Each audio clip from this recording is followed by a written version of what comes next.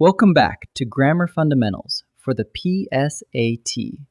This is Chapter 7, Lesson 47. We've been building adjective clauses. Now we'll answer a comma question that confuses almost everyone. When does a clause need commas around it, and when does it not? The answer depends on one thing: whether the clause is essential or non-essential. Here's the big idea. Every adjective clause is one of two kinds. An essential clause is needed to identify which noun we mean. A non-essential clause just adds extra information we could live without. And that single fact, essential or non-essential, decides whether you use commas. So our whole job is learning to tell the two apart. Let's see essential first. The student who studies hard succeeds. Now ask, which student? Without the clause, we don't know. Who studies hard is what tells us which student we mean. So the clause is doing real work. It's identifying. Because it's essential, you use no commas at all. The words stay glued to the noun. Now, the same clause, but non-essential. My brother who studies hard succeeds. Which brother? We already know, he's my brother. The clause doesn't identify him, it just adds a detail. You could lift who studies hard right out, and the sentence still makes sense. Because it's extra information, you set it off with commas, one before and one after. Two shortcuts make this easy. First, the word choice. A clause beginning with that is essential, so it takes no commas. A clause beginning with which is usually non-essential, so it takes commas. Second, the remove it test. Try lifting the clause out.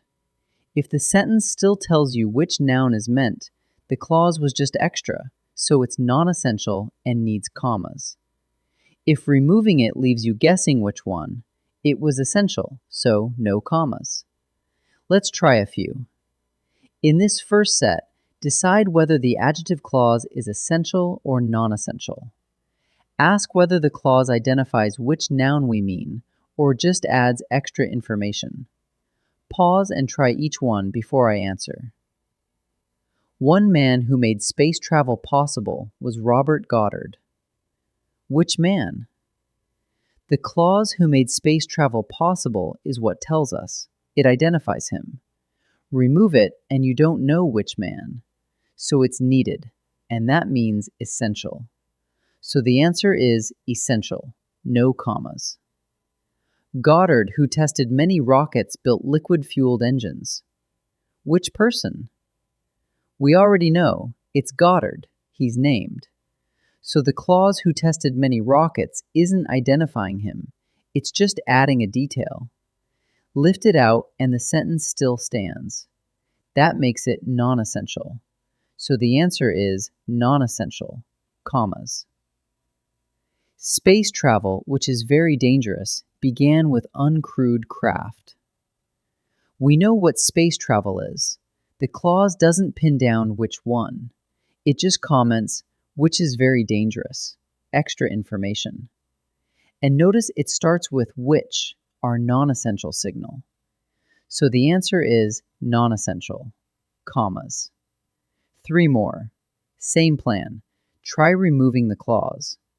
If you still know which noun is meant, it's non-essential and needs commas. If you'd be left guessing, it's essential. Pause and try each one.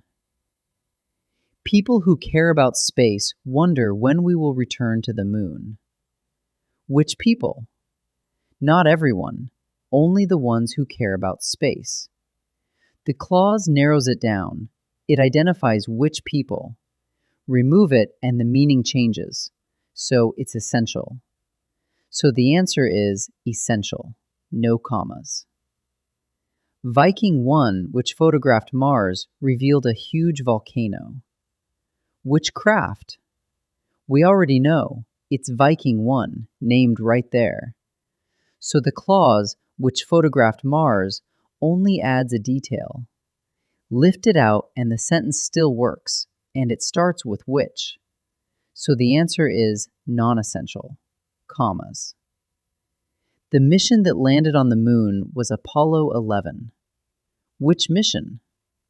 The clause that landed on the moon is exactly what tells us. It defines it. And it begins with that, our essential signal.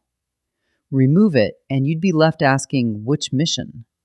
So the answer is essential, no commas. Let's wrap up. An adjective clause is essential when it's needed to identify which noun you mean, and an essential clause takes no commas. It's non-essential when it just adds extra information, and a non-essential clause is set off with commas. Two shortcuts. A that clause is essential. A which clause is usually non-essential. And the remove it test settles it. If you can lift the clause out and still know which noun is meant, it was extra, so use commas. Great work.